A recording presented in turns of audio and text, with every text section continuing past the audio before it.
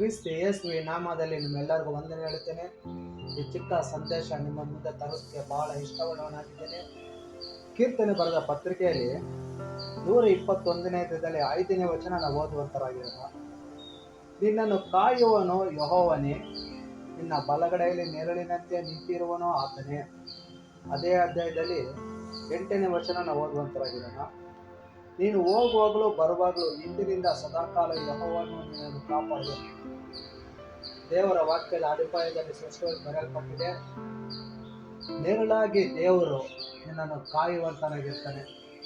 ಇನ್ನು ಕೀರ್ತನೆ 34:7ನೇ ವಚನ ನೋಡಿದ್ರೆ, ಆತನು ಕಾವಲಾಗಿದ್ದು ದೇವರು ಕಾಪಾಡುತ್ತಾನೆ. ಎಲ್ಲಿವರೆಗೂ ದೇವರು ಕಾಪಾಡ್ತಾನೆ ಅಂದ್ರೆ, ನಮ್ಮ ಜೀವ ಇರೋವರೆಗೂ, ನಮ್ಮ ಉಸಿರು ಇರೋವರೆಗೂ, ನಾವು ಬದುಕಿರೋವರೆಗೂ, ಎಲ್ಲ ಸಮಯದಲ್ಲೂ ಎಲ್ಲ ಸಂದರ್ಭದಲ್ಲಿಯೂ ಯೇಸು ಸ್ವಾಮಿ ನಮ್ಮ ಸಂಗಡನೆ ಇರುವಂತನಾಗಿರ್ತಾನೆ. ಆತನು ನೆರಳಾಗಿರ್ತಾನೆ, ಆತನು ಒಂದು ಮೇಘ ಸ್ತಂಭವಾಗಿರ್ತಾನೆ, ಒಬ್ಬ ತಂದೆಯಾಗಿರ್ತಾನೆ, ಒಬ್ಬ ತಾಯಿಯಾಗಿರ್ತಾನೆ, ಸಂತೈಸುವಂತ ರಕ್ಷಕನಾಗಿರ್ತಾನೆ, ಇಮ್ಮಾನುವೇಲನಾಗಿ ನಮ್ಮ ಸಂಗಡಿಗನಾಗೆ ಇರ್ತಾನೆ.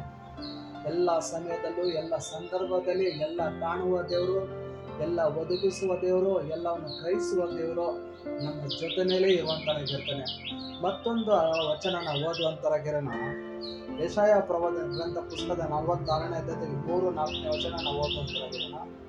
ಯಾಕೋಬ ವಂಶವೇ, ಇಸ್ರಾಯೇಲ್ ಸಂತಾನ ಶೇಷವೇ, ನನ್ನ ಮಾತಿಗೆ ಕಿವಿಗೊಡಿರಿ. ನಿಮ್ಮನ್ನು ಗರ್ಭದಿಂದ ಹೊರುತ್ತಿದ್ದೇನೆ, ಹುಟ್ಟಿದ ದಿನದಿಂದ ವಹಿಸುತ್ತಿದ್ದೇನೆ.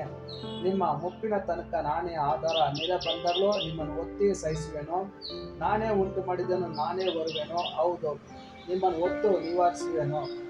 ಹಾಗಾದ್ರೆ ವಾಕ್ಯದಲ್ಲಿ ಇದೆ, ನೆರಳಾಗಿ ದೇವರು ಕಾಪಾಡ್ತಾನೆ, ದೂತರು ಕಾವಲಾಗಿಟ್ಟು ಕಾಪಾಡ್ತಾನೆ, ಕಲ್ಲಿಗೆ ತಗಲದಾಗೆ ಕೈಗಳಲ್ಲಿ ಎತ್ತುಕೊಳ್ಳುತ್ತಾರೆ. ದೇವರು ಅಗ್ನಿ ಸ್ತಂಭದಲ್ಲಿ ದೇವರು ನಡೆಸ್ತಾನೆ. 40 ವರ್ಷ ಇಸ್ರೇಲ್ ಜನರು ನಡೆಸಿದ್ದಾನೆ. ವಾಕ್ಯದಲ್ಲಿದೆ, ತಾಯಿ ಗರ್ಭದ ಸೃಷ್ಟಿ ಕರುವಿನಿಂದ ಉಂಟು ಮಾಡಿದ ನಾನೇ ಹೊರುವೆನು, ನಾನೇ ಸಹಿಸುವೆನು, ನಾನೇ ಬಲಪಡಿಸುವೆನು, ನಾನೇ ಆಧಾರ ಮಾಡ್ತೇನೆ, ನಾನೇ ಸಹಾಯ ಮಾಡ್ತೇನೆ.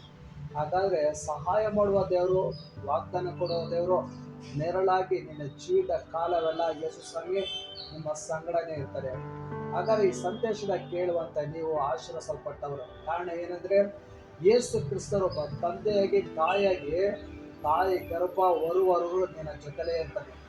ಎಲ್ಲಿವರೆಗಂದ್ರೆ ನಿನ್ನ ಜೀವನದ ಯಾತ್ರೆವರೆಗೂ, ನಿನ್ನ ದಾರಿಯಲ್ಲಿ ಎಲ್ಲ ಸಮಯದಲ್ಲಿ ಎಲ್ಲ ಸಂದರ್ಭಗಳಲ್ಲೂ ಯೇಸು ಸ್ವಾಮಿ ನೆರಳಾಗಿ ನಿಂತುಕೊಳ್ಳುವಂತನಾಗಿದ್ದಾನೆ, ಕಾಪಾಡುವಂತನಾಗಿರ್ತಾನೆ, ಕಾಯುವಂತನಾಗಿರ್ತಾನೆ, ಬಿಡಿಸುವಂತನಾಗಿರ್ತಾನೆ, ಆಶೀರ್ವದಿಸುವಂತನಾಗಿರ್ತಾನೆ.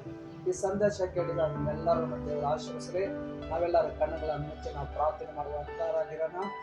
ಸ್ತೋತ್ರ ಸ್ತುತಿ ಮಧ್ಯದಲ್ಲಿ ವಾಸವಾಗಿರೋ ತಂದೆ, ಅದ್ಭುತವಾದ ಈ ಒಳ್ಳೆ ಸಮಯದಲ್ಲಿ ಒಳ್ಳೆ ವಚನದ ಮೂಲಕವಾಗಿ ನಮ್ಮೊಟ್ಟಿಗೆ ಪರಿಶುದ್ಧಾತ್ಮರಿಂದ ಮಾತನಾಡಿದ್ದೀರಾ. ಕರ್ತನೆ, ನೀವು ನೆರಳಾಗಿದ್ದು ನಮ್ಮ ಜೊತೆಲಿ ತಂದೆಯಾಗಿದ್ದು ತಾಯಿಯಾಗಿದ್ದು ಸಂತೈಸಿ ನಮ್ಮನ್ನು ಕಾಪಾಡೋ ರಕ್ಷಕನೇ ಆರಾಧನೆ ಆಗಲಿ. ಸರ್ವಶಕ್ತ ನೀನು, ಸರ್ವಜ್ಞಾನಿ ನೀನು, ಸರ್ವಾಧಿಕಾರವುಳ್ಳ ದೇವರು ನೀನು.